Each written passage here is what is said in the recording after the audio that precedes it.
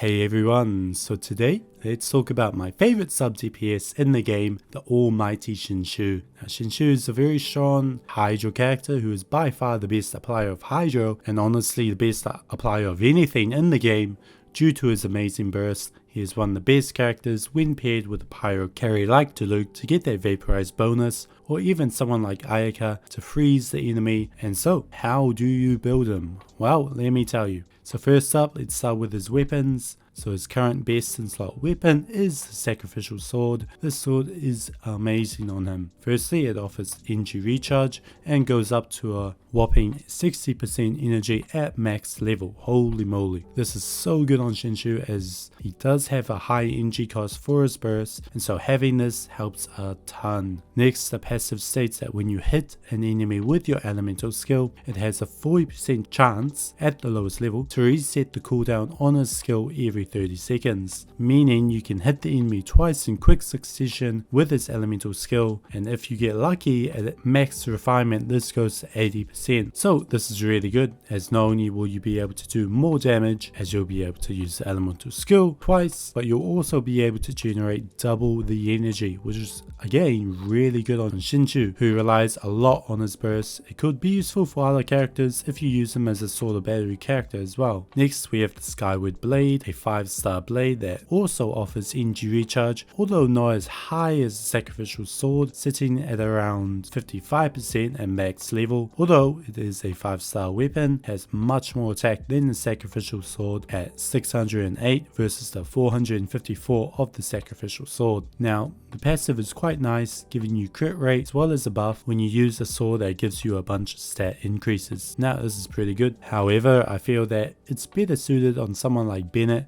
who can really take advantage of this buff due to his burst being on a short cooldown and energy costs. Also, the passive of the Sacrificial Sword is just too good not to use, and so this blade ranks slightly behind the Sacrificial Sword. Finally, we come to our last sword, and it's the Favonius sword. So this sword has the same stats of the Sacrificial Sword, i.e. the same attack and energy recharge. However, the passive is a lot worse. At least for Xingqiu, it states that critical attacks have a 60% chance at lowest rank to generate energy orbs every 12 seconds. Now while more energy is definitely useful, it just doesn't perform nearly as well as the Sacrificial Sword, as the Sacrificial Sword can double the energy of Xingqiu's skill as well as doubling the damage theoretically. Now then, we come to his lovely artifacts. So what I like to run on Xingqiu is a 2-piece Heart of the Depth, which is the Hydro artifact set, and the 2-piece Noblesse Oblige. So a lot of people like to run the 4-piece Noblesse Oblige, but the problem with that is firstly Xingqiu has a very high energy cost at 80 energy for his burst as well as a 20-second cooldown, and so you won't be able to get much use from this buff, and is much better suited on,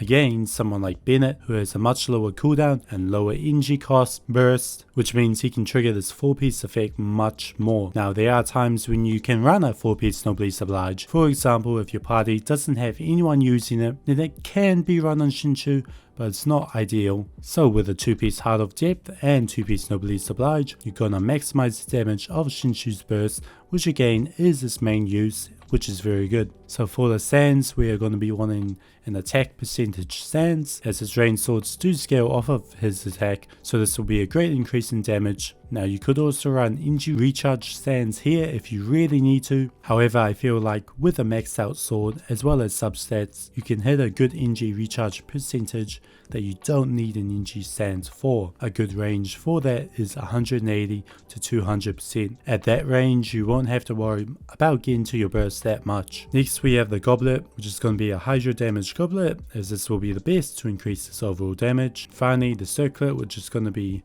a crit rate or crit damage circlet, depending on which one you need, aiming for 1:2 ratio of crit rate to crit damage.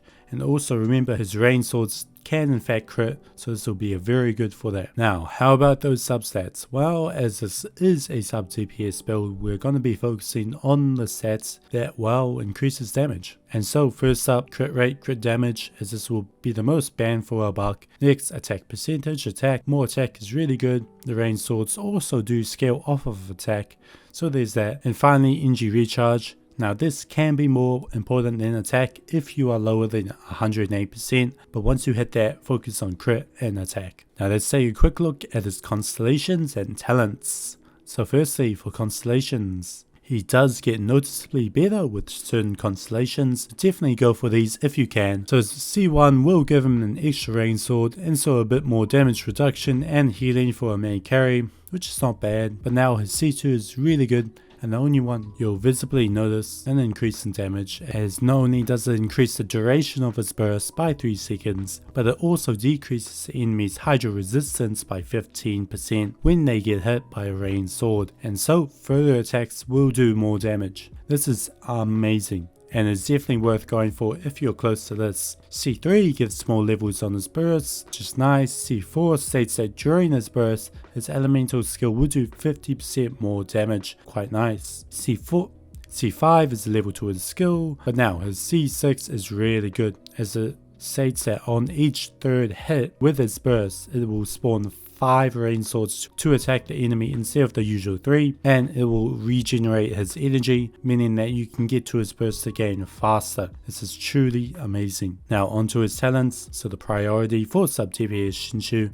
is his burst, then skill, then attack, as we are mainly using him for his amazing burst, and so increasing this is going to be a flat DPS increase overall. Now if you are going to be using him more for his supporting capabilities with his rain swords, as they provide damage reduction and healing, as long as you have the ascension talent, then it can be okay to focus on his elemental skill instead. So finally we come to his teams. So what teams does our boy Xingqiu fit into? Well, one team I like to run him in, and one I featured on this channel many times, is a Diluc team with Diluc, Xingqiu, Bennett and Kazuha. So with this team, as we have Bennett, we won't have to worry about running Noblesse Oblige on Xingqiu, and so Xingqiu's role in this team is to make sure he always has enough energy for his burst, so that he can provide Diluc with the powerful Vaporize reaction. And honestly, you could replace Diluc here with just about any pyro carry, and Xingqiu will do pretty well with, just because of his burst is so flexible. Also, having someone like Kazuha who can produce so much energy